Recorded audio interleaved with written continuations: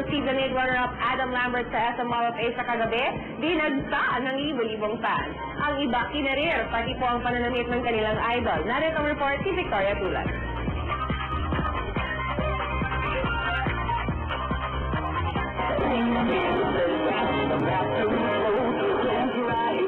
Concert ni Adam Lambert, Perfect 10. Naging lucky day nga ang 10-10-10 para sa mga fans ng American Idol Season 8 finalist na si Adam Lambert. Dahil kagabi sa Mall of Asia Concert Ground, live na nag-perform si Adam bilang bahagi ng kanyang Glam Nation Concert Tour.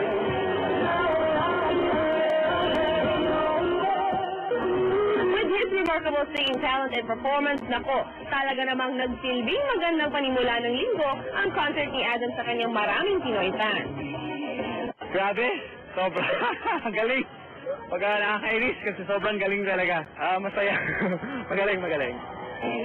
Siyempre pa, hindi rin nagpahuli ang mga solid Lamberts o mga diehard fans ni Adam Lambert. The concert was really awesome. I love Adam. We're from Malaysia. We travel all the way just to see him. I followed this whole season in American Idol on Q11.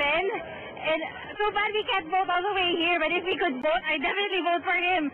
Super galing ng performance and he's my favorite artist. The concert was superb. It was like brilliant madness. It was awesome, basically. I love you!